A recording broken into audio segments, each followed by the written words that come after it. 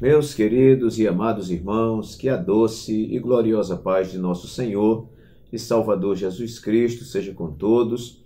Nós estamos de volta para mais uma semana abençoada, mais uma semana de escola bíblica complementar. Esta aula que tem um compromisso com a poderosa e infalível Palavra de Deus. Todas as semanas nós fazemos o comentário da lição de adultos, que é publicada trimestralmente pela Casa Publicadora das Assembleias de Deus, e fazemos este comentário diferenciado.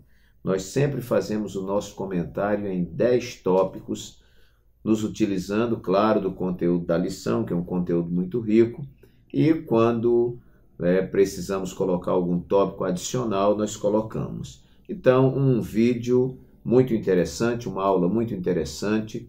A você que ainda não é inscrito no canal, se inscreva, deixe lá o seu like, que é muito importante, compartilhe com os seus amigos esta aula em vídeo e também não deixe de fazer o seu comentário lá no YouTube.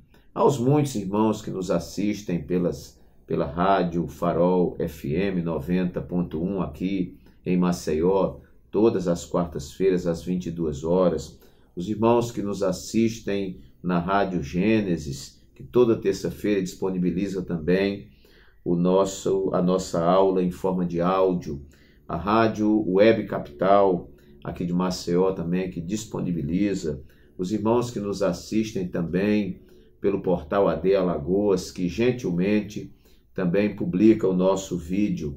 Eu solicito aos irmãos que ainda não são inscritos no canal, que se inscrevam, porque você nos ajuda muito, não é? E você se inscrevendo e você deixando lá seu like, você vai estar dizendo para o YouTube que o vídeo é relevante.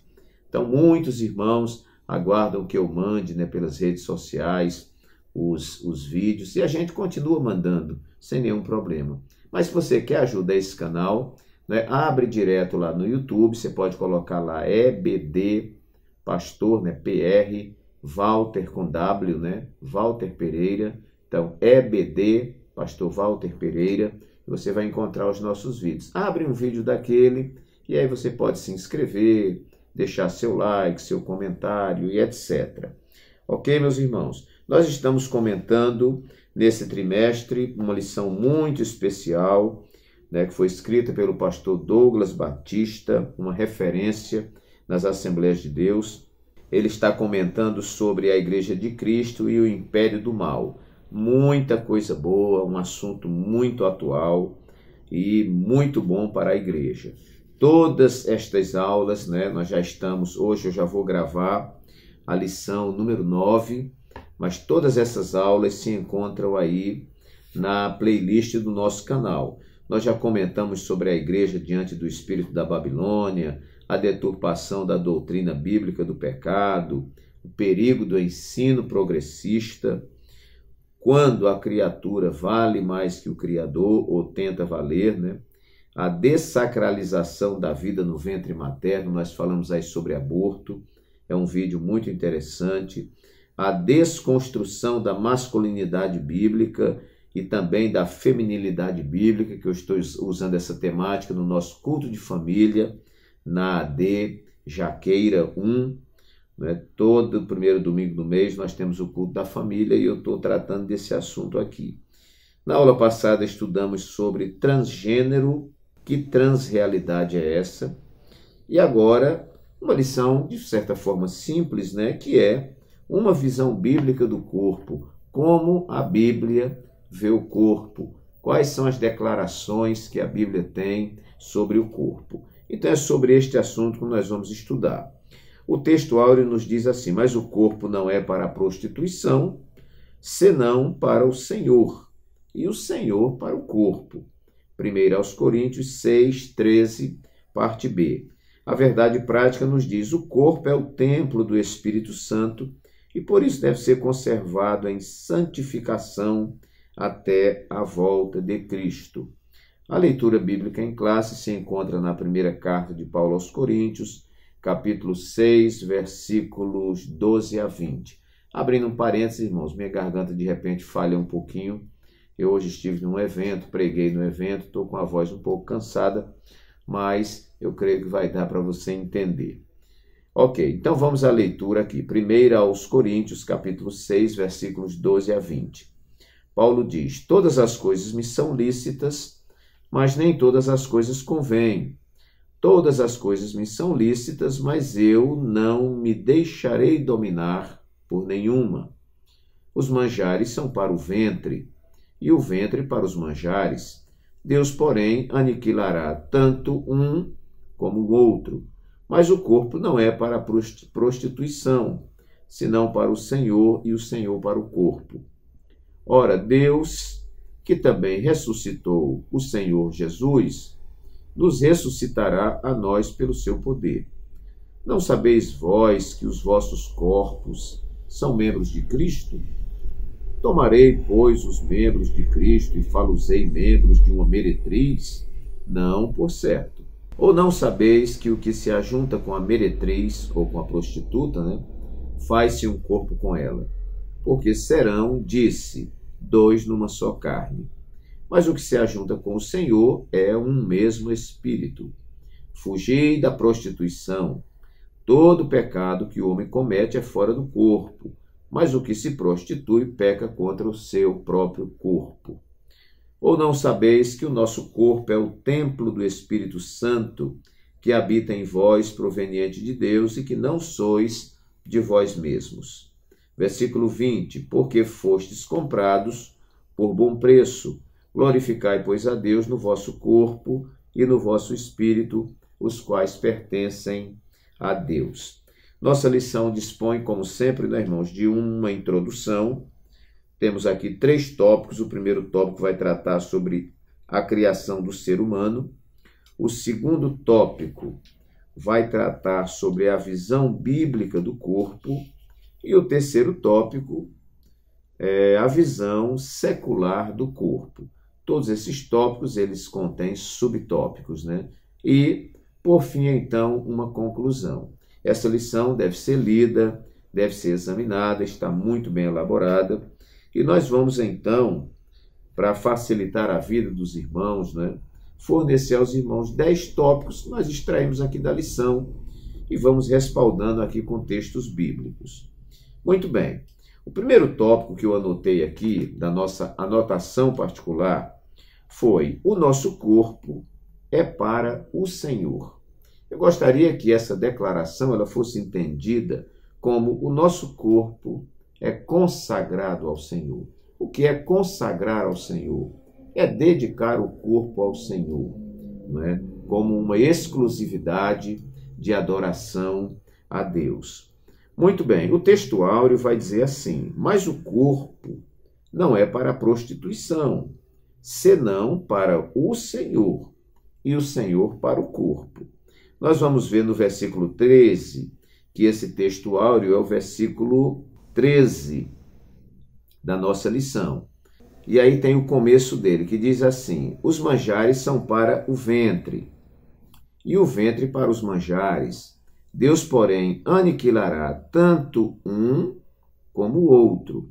Mas o corpo não é para a prostituição, é o texto áureo, senão para o Senhor, e o Senhor para o corpo. E mais na frente vai ter aqui o versículo 19. Ou não sabeis que o nosso corpo é o templo do Espírito Santo que habita em vós, proveniente de Deus, e que não sois de vós mesmos? Então, meus queridos, e o versículo 15 vai dizer: não sabeis vós que os vossos corpos são membros de Cristo? Nós vamos estar comentando sobre isso aqui. Mas a primeira observação que eu faço aqui é que o nosso corpo é para o Senhor. Romanos 12, versículo 1, Paulo diz assim: rogo-vos, pois, irmãos, pela compaixão de Deus, que apresenteis os vossos corpos em sacrifício vivo, santo e agradável a Deus, que é o vosso culto racional. Então, meus queridos, o nosso corpo é um corpo consagrado ao Senhor. Ele é para o Senhor. O texto vai dizer que o corpo é para o Senhor e o Senhor para o corpo. Essa é a primeira abordagem. O segundo ponto que eu coloco aqui, que é muito claro na nossa lição, é que o corpo é o templo do Espírito Santo. O corpo é morada do Espírito Santo, né? O Espírito Santo não está voando sobre nós. O Espírito Santo não está à nossa frente, não está caminhando à retaguarda. Que coisa maravilhosa, né? Ele se tabernaculou, vamos usar essa expressão, né? Ele entrou em nós como se entrasse em um tabernáculo. E nós somos hoje morada do Espírito Santo, templo do Espírito Santo, né? Você vai ver na verdade prática, dizendo aqui, o corpo é o templo do Espírito Santo. E por isso deve ser conservado em santificação até a volta de Cristo. O versículo 19 da nossa lição vai dizer, ou não sabeis que o nosso corpo é o templo do Espírito Santo que habita em vós, proveniente de Deus, ou seja, veio de Deus, e que não sois de vós mesmos, né? Nossa vida é uma vida dominada pelo Espírito Santo. Nossa vida é uma vida entregue a Deus. Essa questão liberal, essa questão progressista de que você é dono do seu corpo, você faz com o seu corpo o que você quiser. Eu gostaria de dizer nesse vídeo que você não é dono de coisa nenhuma. Não é dono de você, não é dono da sua vida, não é dono do seu corpo, não é dono de nada. Deus é dono de todas as coisas. E Ele que nos fez, Ele dá as determinações, como a gente administrar as coisas que Ele nos entregou. A isso nós denominamos mordomia. Então, o corpo é templo do Espírito Santo. O tópico 2 e o subtópico 2 da nossa lição tem aqui uma observação. Templo do Espírito Santo. E o autor nos diz, a Escritura declara que o corpo não é para a prostituição, senão para o Senhor. Isso significa que o corpo pertence ao Criador e a ele deve estar unido. Nesse sentido, essa parte material do salvo, que é o corpo, deve ser santa e usada para glorificar a Deus. Em 1 Coríntios 6, lemos que os corpos dos salvos são metaforicamente membros do corpo de Cristo. Por isso, eles não devem praticar atos imorais. Temos aí Romanos 6, 13 e 19, 1 Coríntios 6, 15 e 16. Aqui o cristão é exortado a não pecar contra o próprio corpo. 1 Coríntios 6, 18. Pois um resgate de alto preço foi pago por Cristo, tornando o crente templo e morada do Espírito Santo. Portanto, como santuário, o corpo nunca deve ser profanado por impureza alguma. Fechamos o segundo tópico nosso. O terceiro que eu anotei aqui, o corpo como parte da tricotomia integrada. Pastor Walter Pereira, o que o senhor quer dizer com isso? Bom, nós cremos, nossa declaração de fé corrobora com as Escrituras de que o homem ele é formado de corpo, alma e espírito. A isso nós chamamos tricotomia. Alma e espírito não são coisas visíveis, mas são distintas, e o corpo é a parte visível. E é interessante notar que essa tricotomia, corpo, alma e espírito, estão integrados, né? Quando se afeta um desses, você afeta toda a estrutura. Por exemplo, a queda, e essa queda é importante que você entenda que ela é com Q maiúsculo, porque aqui não foi uma topada, né? A queda foi a queda de Adão. Todos nós estávamos em Adão, e com a queda de Adão, todos nós pecamos e destituídos ficamos da glória de Deus. Paulo vai dizer em Romanos 3 e 23, porque todos pecaram e destituídos estão da glória de Deus. Por um homem entrou o pecado no mundo, não é? E este pecado passou a todos os homens. Então isso é importante porque nós somos tricotômicos, né? Corpo, alma e espírito. Esse conjunto forma o homem em sua personalidade, né? O corpo, essa parte externa, esse tabernáculo, não é, material que todos veem, a alma, né, que nós podemos dizer que é a sede dos sentimentos, das emoções, das vontades, etc. E o espírito, que é essa parte que se volta para Deus em adoração, né? Deus deu e o Senhor no devido tempo toma para si. Glória a Deus. Bom, então, corpo como parte da tricotomia integrada. Então, aqui a gente já destaca uma coisa, o corpo tem valor, né? Vamos para o primeiro tópico e os subtópicos 2 e 3 da nossa lição, que vai nos falar sobre a constituição do ser humano e aqui a queda e restauração humana. Então aqui tem algumas declarações, né? Inclusive corroborando com a nossa declaração de fé que professa que a natureza humana consiste de uma parte externa, o corpo, né? É chamada de homem exterior, e uma parte interna, denominada de homem interior, que é essa parte invisível, alma e espírito, né? Esse homem interior é composto de espírito e alma. Você vai ver isso em 2 aos Coríntios 4, 16 e 1 aos Tessalonicenses 5, 23. Essa constituição humana é denominada de tricotomia, isto é, 3 substâncias, espírito, alma e corpo. Lá em Hebreus 4, 12, que diz que a palavra, né, é viva e eficaz, e ela penetra até a divisão da alma e do espírito. Então, exemplo dessa estrutura pode ser observada na pessoa de Cristo, conforme Lucas 23, 46, 24, 39. A Bíblia de Estudo Pentecostal leciona que o nosso espírito é o componente pelo qual se tem comunhão com o Espírito de Deus. E a alma é definida pelos aspectos da mente, emoções e vontade. O corpo é a parte que volta ao pó e que, no caso dos salvos, será transformado no dia da ressurreição ou no dia do arrebatamento da igreja.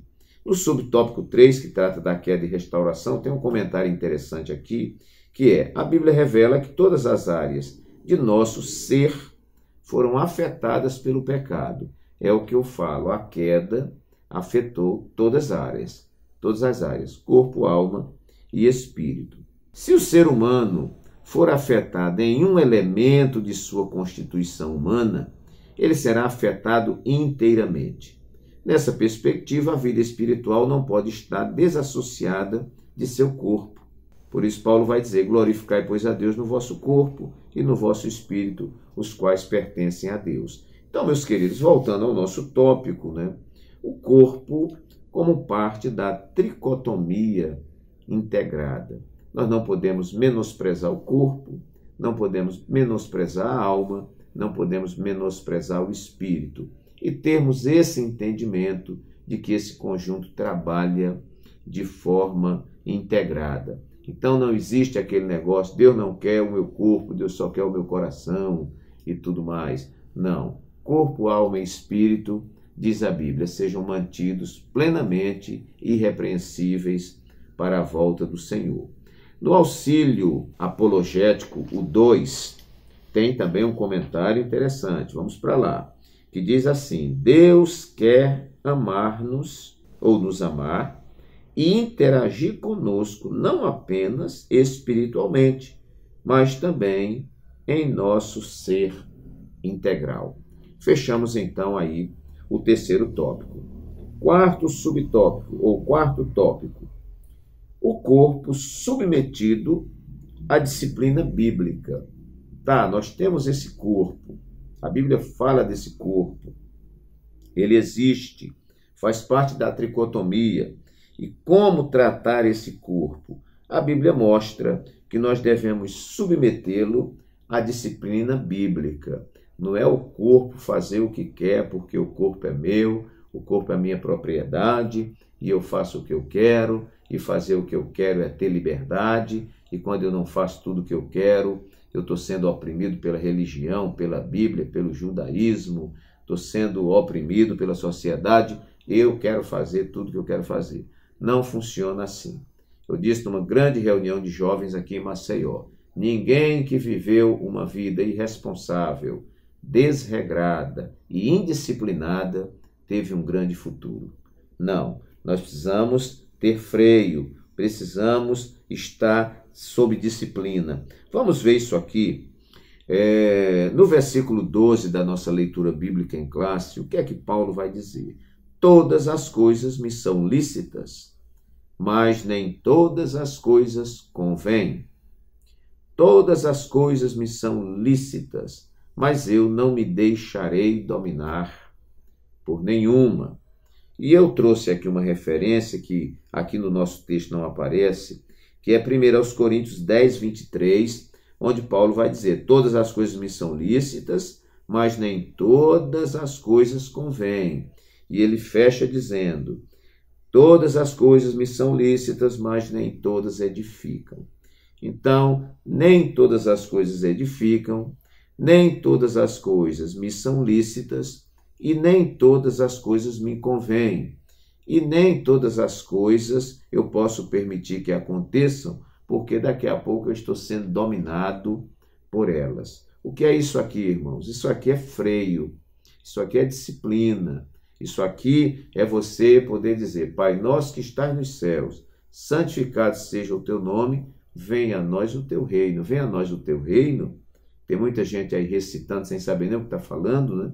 Venha a nós o teu reino, venha a nós o teu governo, as tuas ordens, né? Venha a nós a tua administração, a tua gerência da minha vida. A minha vida é do Senhor. Quem diz vai é o Senhor, quem diz fique é o Senhor, quem diz faça é o Senhor, quem diz não faça é o Senhor. Então, esse corpo deve ser submetido à disciplina bíblica, não é? Vamos ver no plano de aula, na aplicação que está na lição do mestre, que está escrito assim, um texto de 1 Tessalonicenses 5, 23. Todo o vosso espírito, essa parte imaterial, interna, alma, também interna, e corpo, sejam plenamente conservados, irrepreensíveis para a vinda de nosso Senhor e Salvador Jesus Cristo. Então, quarto tópico, o corpo submetido à disciplina bíblica. Vamos então para o nosso quinto tópico. O corpo será transformado de corruptível para incorruptível. Isso significa dizer que o corpo mortal, ele se tornará imortal. O corpo material se tornará espiritual. E o corpo do pecado se transformará em corpo glorificado. Haverá uma transformação. Claro que nós cremos que os que morreram sem Cristo, eles ressuscitarão no dia do juízo e terão corpos espirituais para esse julgamento e para a condenação eterna. Nós acreditamos, pela Bíblia, que na volta de Jesus, aqueles que morreram em Cristo, eles ressuscitarão primeiro. Como eles ressuscitarão? A terra dará conta do seu corpo e esse corpo passará por um processo, isso tudo num abrir e fechar de olho, não é? E será glorificado para se encontrar com Cristo nos ares. E nós que estivermos vivos, se estivermos vivos, a Bíblia diz que nós seremos transformados num abrir e fechar de olhos e também teremos o corpo mudado em corpo glorificado e vamos nos encontrar com o Senhor para sempre. Então, os que serão condenados terão um corpo espiritual e os salvos terão também um corpo espiritual. Claro que nós vamos considerar que os salvos estarão partindo de um corpo do pecado para um corpo glorificado. Um corpo, segundo a Bíblia, semelhante ao corpo de Jesus, quando ele ressuscitou. Segundo tópico e subtópico 3, vamos ver aqui uma observação interessante, que nos diz assim: contudo, o nosso corpo carnal não pode herdar o reino de Deus. Está bem no meio do subtópico 3. Repetindo, contudo, o nosso corpo carnal não pode herdar o reino de Deus. 1 Coríntios 15, 50. Por isso, a última etapa de nossa salvação é a glorificação. Romanos 8, 30. Inclui a redenção e a transformação de nosso corpo mortal conforme o corpo glorioso de Cristo. Romanos 8, 23, Filipenses 3, 21. Esse evento ocorrerá quando Jesus voltar. Na ressurreição, a parte imaterial será reunida em um corpo incorruptível, glorificado, espiritual e imortal, conforme 1 Coríntios 15, 42 a 44 e depois versículos 52 a 54. Assim, a morte é o último inimigo a ser vencido. Então, meus queridos, hoje existem pessoas que sofrem, o nosso corpo é um corpo limitado, nós temos pessoas que têm um corpo doente, sofrem de enfermidades a vida inteira, é pressão alta, é diabetes, é coração, é coluna, enfim, uma série de doenças aí, mas esse corpo é um tabernáculo corruptível, ele se corrompe, ele se deteriora, né? A própria beleza da nossa juventude, ela vai se deteriorando. Daqui a pouco a gente está bem velhinho, com a pele toda enrugada, e o tabernáculo sendo desfeito, para que aí venha a morte, e naquele grande dia, quando nós ressuscitarmos para nos encontrarmos com Cristo nos ares e para vivermos com Ele para sempre, nós teremos um corpo glorificado, ali não haverá mais morte, não haverá mais dor, não haverá mais lágrimas, né? Enfim, todas essas mazelas, né, do corpo terreno, desse caixote de areia que a cada dia vai se corrompendo, será um passado muito distante para a glória de Deus. Sexto tópico que nós colocamos aqui, nossos corpos são membros de Cristo. Isso é muito importante, né? Nós sabemos que Cristo é o cabeça da igreja e nós somos membros do seu corpo, né? Então aqui eu tenho a minha cabeça e tenho o meu braço, tenho os dedos, tenho as pernas, né? E nesse grande corpo espiritual, né, Cristo é o cabeça e nós somos membros do seu corpo, né? Então eu não vivo uma vida independente, uma vida como se eu desse satisfação apenas a mim mesmo, como se eu vivesse apenas para mim mesmo. Esta palavra é uma palavra de Deus muito importante. Existem pessoas que dizem, eu vou à igreja se eu quiser ir à igreja. Se eu não quiser, eu não vou à igreja.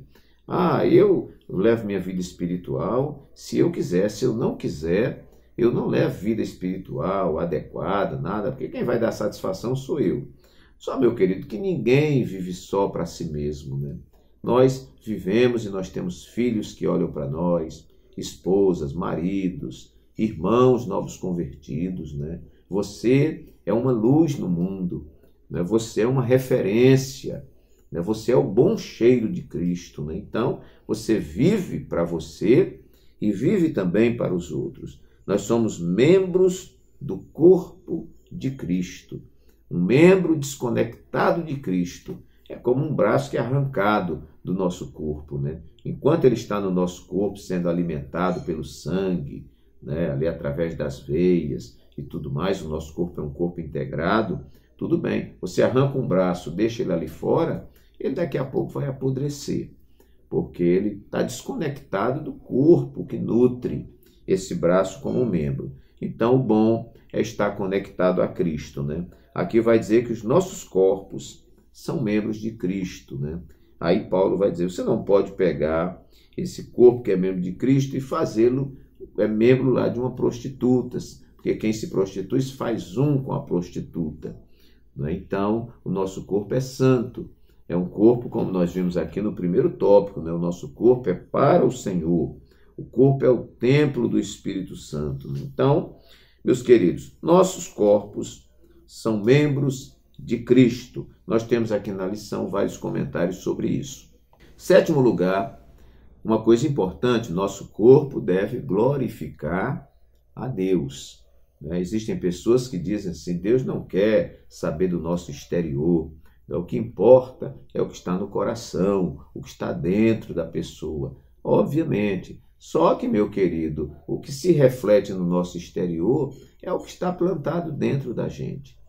Jesus disse que uma árvore boa produz bom fruto, né? E uma árvore ruim produz frutos ruins, né? O que faz aquele fruto ser bom ou ser ruim? A essência interior dessa árvore, né? Que fornece substâncias para aquele fruto e que torna aquele fruto bom, ou não fornece e torna ele um fruto ruim. Então, o nosso corpo deve glorificar a Deus. Nós vamos ver aqui no versículo 20 da nossa leitura, Paulo dizendo: vocês foram comprados por bom preço, você tem valor. Glorificai, pois, a Deus no vosso corpo e no vosso espírito, os quais pertencem a Deus. Até porque, irmãos, o que interessa, o que é visível, o que dá testemunho é o nosso corpo, né?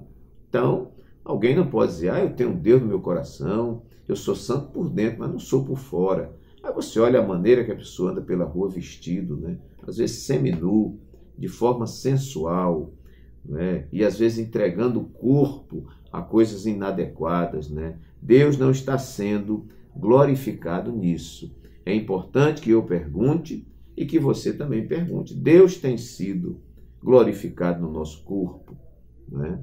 Nosso corpo, por onde a gente vai andando, né? E externalizando, porque corpo fala também da minha fala, né? Fala do meu ouvido, dos meus olhos, de tudo, né? O meu corpo glorifica o nome do Senhor. Mateus 5,16 tem uma referência que nós gostaríamos de ler também aqui. Vamos ver, me permita aqui um tempinho, eu vou pegar aqui a Bíblia para que a gente possa ler esse texto de Mateus 5,16. Vamos lá, era para eu ter deixado ele já marcadinho aqui, mas tudo bem, é rapidinho. Mateus, capítulo 5 e o versículo 16. Logo ali onde Jesus fala, né, que nós somos a luz do mundo, o sal da terra, né? Se o sal for insípido, ele vai ser jogado fora, porque para nada mais presta, né? E Jesus diz: vós sois a luz do mundo. Não se pode esconder uma cidade edificada sobre um monte. Versículo 14. Nem se acende a candeia e se coloca debaixo do alqueire, mas no velador, e dá luz a todos os que estão na casa. Aí Jesus diz: assim resplandeça a vossa luz diante dos homens, para que vejam as vossas boas obras e glorifiquem vosso Pai que está nos céus. As pessoas vão ver através do meu corpo, através das minhas ações visíveis. Então, meus queridos, nosso corpo deve glorificar a Deus. No Auxílio Apologético 2, nós vamos ver de novo. Bem no comecinho diz: é possível quebrar o poder da escravidão do pecado. Aí vem um versículo: não reine, portanto, o pecado em vosso corpo mortal, para lhe obedecerdes em suas concupiscências. A única resposta apropriada a tal graça libertadora é: glorificai, pois, a Deus no vosso corpo. 1 Coríntios 6,20, que está na nossa leitura. Ou de maneira mais completa: apresenteis o vosso corpo em sacrifício vivo, santo e agradável a Deus, que é o vosso culto racional. Nós citamos anteriormente. Muito bem. O 8º ponto, meus queridos, eu coloquei aqui: nosso corpo como instrumento de materialização da alma. Então, veja bem, a alma é sede dos sentimentos, das vontades, dos pensamentos, das emoções e tudo mais. Como isso se externaliza? Como isso se torna visível? Através da instrumentalidade do nosso corpo. Vamos ver o Auxílio Apologético 1, não é, que diz assim: devemos, portanto, responder com uma defesa bíblica do corpo. Devemos encontrar maneiras de curar a alienação entre corpo e pessoa. O ponto de partida é uma filosofia bíblica da natureza. A Bíblia proclama o profundo valor e dignidade do mundo material, incluindo o corpo humano, como obra das mãos de um Deus amoroso. É por isso que a moralidade bíblica coloca grande ênfase no fato da encarnação humana, porque é importante. Deus não está olhando somente para o meu coração, somente para a minha alma, para o meu espírito. Deus está olhando para o meu corpo, que tem funcionalidade entre as pessoas. Então, o corpo como instrumento de materialização da alma. Veja que o título da nossa lição é uma visão bíblica do corpo.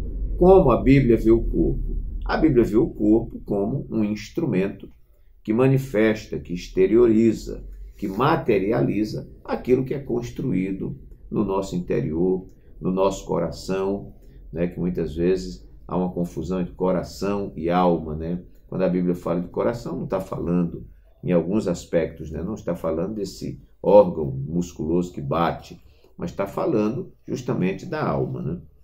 Ok, então, nosso corpo como instrumento de materialização da alma, 8º ponto. 9º tópico, vamos adiantar para não ficar muito longo o nosso vídeo, o corpo como obra-prima das mãos de Deus.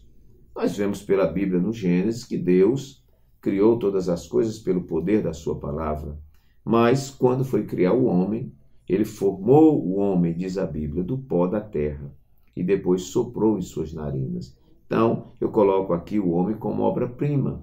E Deus estava criando ali, né, o homem material do pó da terra, né? Soprou em suas narinas o espírito de vida e tudo mais. Daí, então, vem essas questões imateriais como alma e espírito. Então, vamos lá no tópico 1 e subtópico 1, que vai dizer assim, a origem da raça humana. O homem é o único ser vivo criado, olha, à imagem e semelhança de Deus. Claro que aqui não está falando imagem e semelhança física, né? Mas essa imagem e semelhança fala da questão moral, né? Por isso, nossa declaração de fé ensina que fomos criados por um ato sobrenatural, imediato, e não por um processo evolutivo. Assim, o homem, Adão, foi formado do pó úmido da terra. Interessante notar que o uso do hebraico Adam denota nome próprio, mas também genérico, significando humanidade, né? Homens e humanidade. Logo, Adão foi o primeiro homem a ser criado e Eva, a primeira mulher formada do corpo de Adão. A Bíblia diz que da costela do homem, Deus formou Eva. E agora Adão disse, ela é osso dos meus ossos e carne da minha carne. Além disso, a mulher e o homem são descritos como criaturas da terra. Porém, Deus soprou em seus narizes o fôlego da vida. Ele não fez isso com os animais. O sopro de Deus foi a outorga do nosso espírito. Isso nos distingue dos demais seres criados. Muito bem, meus irmãos. Então, nós vemos aí o corpo como uma obra-prima das mãos de Deus. Vejamos o auxílio apologético 1, né, que vai nos dizer assim: a Bíblia proclama o profundo valor e dignidade do mundo material, incluindo o corpo humano, como obra das mãos de um Deus amoroso. É por isso que a moralidade bíblica coloca grande ênfase no fato da encarnação humana. Nós já havíamos lido isso aqui. Então, o corpo como obra-prima das mãos de Deus. Por isso, meus queridos, é bom respeitar, né? Às vezes eu vejo pessoas, né, que resolvem trocar de sexo, aí o homem corta a sua genitália, né, seu órgão masculino, e tenta fabricar um órgão feminino. Isso nunca deu certo, nem vai dar certo em lugar nenhum, porque Deus não criou assim. Deus criou todas as coisas perfeitas, né? Todas as vezes que nós buscamos atalho, que nós buscamos invenções, que nós buscamos criar alguma coisa em contraposição a Deus, só dá problema. Porque o ser humano, como nós tivemos uma lição anterior, ele, sendo criatura, está querendo estar acima do Criador. E isso foi a atitude de Lúcifer, né? Por isso que ele caiu. E todos que tomarem esse caminho, o caminho é a queda.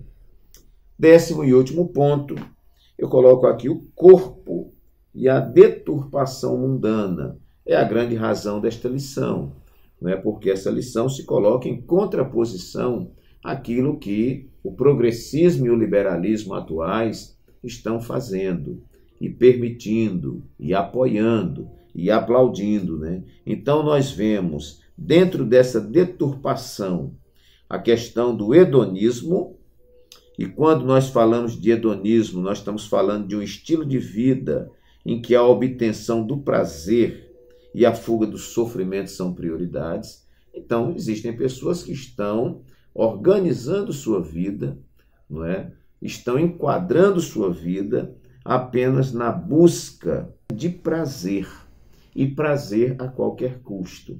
Se me é prazeroso, aí alguém diz assim, siga o seu coração. Isso é mensagem do diabo. Não siga o seu coração, não. Siga a palavra de Deus, porque a Bíblia diz que o coração do homem é enganoso e dele procede todos os males que nós vemos aí, homicídio, prostituição, adultério e tudo que não presta, né?